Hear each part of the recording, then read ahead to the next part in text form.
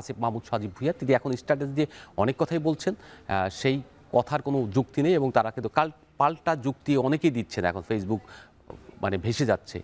সেই জায়গাতে তিনি যেটা বলেছেন রাজনৈতিক হস্তক্ষেপ, সরকারি হস্তক্ষেপ, স্বায়ত্তশাসিত প্রতিষ্ঠানকে এইভাবে তদন্ত করা যায় না। ভাই আপনি যখন পুরো নির্বাচন প্রক্রিয়াকে পক্ষ নিয়ে আপনার নির্বাচনকে প্রভাবিত করেছেন তখন আর এই আপনার এই মুখে এই কথা শোভা পায় না, যার ফলে আপনি কিন্তু আজকে আমিনুল ইসলাম বুলবুলকে ভালনারেবল যেটা আমরা বলি ঝুঁকিপূর্ণ, সেই ঝুঁকিপূর্ণ জায়গায় ফেলে রেখে গেছেন এবং আপনি ফারুক আহমেদকে যেভাবে অপমান করেছেন আবার অপমান করে আবার তাকে নিয়ে এসেছেন এবং নিয়ে এসেও আর একবার অপমান করেছেন। তার মানে হচ্ছে আপনি এই প্রক্রিয়াগুলি যদি না করতেন, যদি একটা স্মুথলি একেবারে যে আদর্শ নিয়ে এই বাংলাদেশ পরিবর্তনের একটা চিন্তা ছিল, আদর্শ নিয়ে সেই আদর্শ নিয়ে জায়গা থেকে তিনি যদি একটা রেফারির ভূমিকা পালন করে একটা স্বচ্ছ নির্বাচন দেওয়ার চেষ্টা করতেন তাহলে আজকে এই অবস্থা হতো না। ডিসিরা কিন্তু এখানে এই তদন্তে মুখোমুখি হয়েছেন, মানে মুখোমুখি হয়েছেন। ইন্টারভিউতে তারা বলেছেন যে তারা যে স্বাধীনভাবে কিন্তু তাদেরকে কাউন্সিলরশিপ দেওয়ার নিয়ম এবং তারা কিন্তু কাউন্সিলরশিপ দিয়েছিলেন তাদের যা ক্রীড়া সংগঠক রয়েছে সেখানে বাছাই করে, বাট তাদেরকে রুলিং ডিকটেট করা হয়েছে যে তারা এখান থেকে যে কাউন্সিলরশিপ দিয়েছে সেগুলি বাতিল,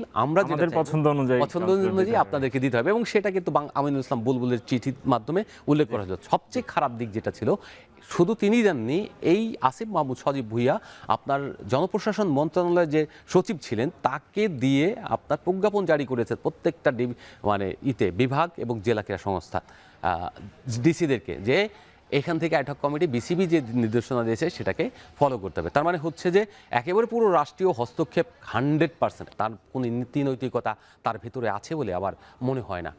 আপনি অভিযোগ করলেন যে লন্ডনে গিয়ে তামিম ইকবাল পাপন সাহেবকে করেছেন, ওর নাম কি, পারসিউ করেছেন যে আইসিসি যেন এখানে কোন রকম হস্তক্ষেপ না করে।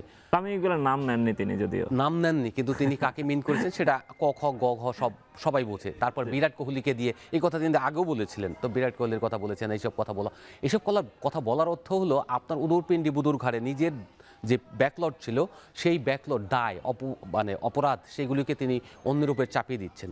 পরিচালকদের পদ থেকে যে তিনি যে অভিযোগ করেছেন যে ভয়ভীতি দেখিয়ে কিংবা প্রলোভন দেখিয়ে, দুটো শব্দ ইউজ করেছেন, ভয়ভীতি বা প্রলোভন কোনো কিছুই কিন্তু এখানে কাজ করেনি। কারণ যারা এখান থেকে পদত্যাগ করেছেন তারা বুঝতে পেরেছেন যে নির্বাচনে কি হয়েছে তারা কিন্তু ভালো করে জানেন এবং তারা ওইটার ভেতর দিয়ে এসেছেন। ধরেন আমি বললাম মঞ্জুরুল আলম, যিনি চট্টগ্রামে ক্রীড়া সংগঠক বাট এখানে ক্লাব থেকে নির্বাচিত, তিনি কিন্তু প্রথমে ক্লাবের সঙ্গে ছিলেন, ক্লাবের সঙ্গে মিশে থাকতে সব সেমিনার সব জায়গায় গেছেন, কিন্তু আমিনুল ইসলাম বুলবুলের ছত্রছায়ার ভেতর থেকে পরিচালক হয়েছিলেন। আবার তারা যখন দেখলেন কিভাবে নির্বাচিত হয়েছেন, সেই নির্বাচন প্রক্রিয়া থেকে যখন বুঝলেন যে এটা অন্যায় হয়েছে এবং তারা কিন্তু সরে গিয়েছেন। আসিফ মাহমুদ সজীব ভুঁইয়ার যে পিএস ছিলেন, তিনি একটা 5 তারকা হোটেলে, যিনি এখন সাখাওয়াত সাহেবের ওখানকার সিইও, ওই হোটেলে বসে রাতে প্যানেলের পুরো তালিকা ধরিয়ে দেওয়া হয়েছে।